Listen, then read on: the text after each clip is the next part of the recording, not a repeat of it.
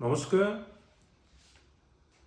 আমাদের যাদের অটিজম আছে সে সমস্ত বাচ্চাদের সাথে কিভাবে যোগাযোগ রক্ষা করবেন বা তাদের সাথে কিভাবে কমিউনিকেশন করবেন সে বিষয়ে আজকে আমি আপনাদেরকে এখানে একটি ভিডিওর মাধ্যমে বোঝাচ্ছি। দেখুন, এখানে যে বইটি আমি আপনারা দেখতে পাচ্ছেন সেটা হলো ফিলিংস কমিউনিকেশন বুক। আমাদের যাদের কথা বলতে পারি বা ভাব প্রকাশ করতে পারি তাদের ক্ষেত্রে কোনো অসুবিধা হয় না যে আমাদের শরীরে কোথায় কি আঘাত পেলাম আমরা সঙ্গে সঙ্গে মা বাবাকে বা পাশে যে থাকে তাকে বুঝিয়ে দিচ্ছি ভাষার মাধ্যমে। কিন্তু যাদের ভাষা নেই, যারা বলতে পারে না, তাদের সাথে আপনি তাদের সমস্যাটা কিভাবে জানবেন বা তারাই বা কিভাবে নিজেদের সমস্যাগুলো প্রকাশ করবে। সমস্যা প্রকাশ করতে না পারার জন্য তাদের মধ্যে নানা রকম সমস্যামূলক আচরণ দেখা দেয়। এই সমস্যামূলক আচরণকে যেমন ধরুন ওর মধ্যে কোনো একটা আঘাত পেয়েছে, দাঁতে ব্যথা করছে বা কোথাও হাতে আঙুল কেটে গিয়েছে, কিন্তু সেটা সে আপনাকে বলতে পারছে না।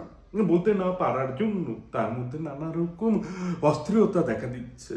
সে এদিক থেকে ওদিকে হাঁটছে, এক জায়গায় থাকছে না, নানা কাঁদছে, কার মধ্যে দেখা যায় সে কাঁদছে, তো কোন যাই দিচ্ছেন, কোনো কিছু পছন্দ হচ্ছে না, ক্রমাগত একটা অস্থিরতা তার মধ্যে লক্ষ্য করা যায়। এর মধ্যে হয়ে তখন আমরা ভাবি কি অসুবিধাটা কি হচ্ছে, জিজ্ঞেস করলেও তো জিজ্ঞেস করছে কিন্তু বলতে পারছে না। এই যে বলতে না পারার জন্য তার মধ্যে নানা রকম সমস্যা দেখা দিচ্ছে। তো একটা গবেষণা তো দেখা গিয়েছে যে অটিজম আছে এমন বাচ্চাদের ক্ষেত্রে আচরণগত সমস্যার প্রধান কারণ যোগাযোগ, যোগাযোগের অক্ষমতা। এই যে যোগাযোগের অক্ষমতার জন্যই তাদের মধ্যে নানা রকম সমস্যা দেখা দেয়। এবার সেই জন্য আমি যে বইটি তৈরি করেছি সেটা হলো ফিলিংস কমিউনিকেশন বুক। এখানে দেখুন এই বইটির মাধ্যমে তারা সহজেই নিজেদের শরীরের কোন অঙ্গে কোথায় ব্যথা করছে কিভাবে সেটা প্রকাশ করতে পারবে। এছাড়াও তারা এখানে আরেকটি বই আছে যে বইটির মাধ্যমে তারা নিজেদের শরীরের বিভিন্ন যে কোথাও হাত কেটে গেলে ব্যথা হচ্ছে সেটা ছবির মাধ্যমে সে দেখিয়ে দেবে যে কোথায় ব্যথা হচ্ছে। আঙুলে তাহলে আঙুল, মাথায় ব্যথা হচ্ছে মাথা, এই ছবি বসে সে নিজের ব্যথাগুলো চিহ্নিত করবে। এখানে দেখুন প্রথমে বিভিন্ন এখানে হার্টের একটা খুব রাখা আছে। এখানে সে হলো এখান থেকে যে জায়গায় যে ব্যথা হচ্ছে leg, chest, nose, eye, throat, প্রত্যেকটা অঙ্গকেই আমরা এখানে রেখেছি। এবার সেইগুলো সে কূপের মধ্যে বসাবে। টোটাল যে রাখবেন আপনার হাতের সামনেই রাখতে পারেন বা তার মাথার সামনে কখনো বা যদি মনে করুন যে ওর মধ্যে কোনো সমস্যা দেখা দিচ্ছে। এবার প্রথমেই আপনি সমস্যাগুলো চিহ্নিত করার জন্য তাকে প্রথমে তার সামনে এই বইটি রাখুন। যদি দেখেন যে এখান থেকে কোনো কিছু একটা কার্ড তুলে নিয়ে এসে দেখাচ্ছে তাহলে বুঝবেন যে সেখানে তার সমস্যা হচ্ছে।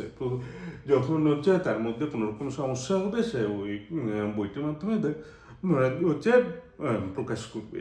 আর এবারে এই বইটি হলো দেখুন আইডেন্টিফাই, এটা আপনি ওকে আগের থেকে চিহ্নিত করানো শেখাবেন এই বইটির মাধ্যমে যে কোথায় ব্যথা হলে সে কি দেখাবে। ভাইয়ার এটা প্রথমে এখানে এটা মুখে বাংলায় বলে নিন বা ইংলিশ বুঝতে ইংলিশ যে যে ভাষায় সেটা ব্যাক পেইন, কখন কাজে বসে থাকার পর তারপর ব্যথা হচ্ছে সেটা দেখালো। আঙুল কেটে গেলে কোথায় আঙুল, এইভাবে আঙুলগুলো দেখাবে। পরে যে দাঁতে ব্যথা, দাঁত, হাতে কিভাবে প্রকাশ করছে ছবির স্ক্যানারি দেওয়া আছে এখানে, প্লাস কোন অঙ্গে ব্যথা হচ্ছে সেই অঙ্গটা বসে কাঠটা তুলে নিয়ে বিভিন্ন কাঠ সাথে রেখে দিবেন। এবার লেভেল অনুযায়ী কাজ করাবেন। বাচ্চাকে প্রথমেই ফার্স্ট লেভেলে ম্যাচ করাবেন ছবির সাথে অঙ্গের ম্যাচ, তারপরে বিভিন্ন কাঠগুলো রেখে দিন, মানে একসাথে অনেকগুলো অঙ্গ রেখে দিলেন। এবার সেটা একটা একটা করে সেটা বসাবেন, যেটা মানে হবে সেটা থেকে তুলে নিয়ে একটা বসাবে। এবার সে অনেকগুলো থেকে নিয়ে বসাতে শিখছে, তার মানে আইডেন্টিফাই ক্ষমতা আরো বাড়াচ্ছে। এভাবে হচ্ছে এই বইটির কাজে সমস্ত কিছু চিহ্নিত করা শেখে, সে হচ্ছে কমিউনিকেট করাও ওই বইটির মাধ্যমে, আরেকটা যে প্রথম বইটি দেখলাম সেটার মাধ্যমে কমিউনিকেট করা সহজে শিখে যাবে। বইটি আপনারা হচ্ছে আমাদের ওয়েবসাইট রিসোর্স ফর টিচার থেকে এই বইটি কিনতে পারেন, বা আমাদের হচ্ছে পিডিএফ ভার্সন যদি নিতে চান তাহলে হচ্ছে টিপিটি থেকে আমার স্টোর থেকে এটা নিতে পারবেন, ডিজিটাল স্কুলের স্টোর থেকে নিতে পারবেন বইটি। ধন্যবাদ।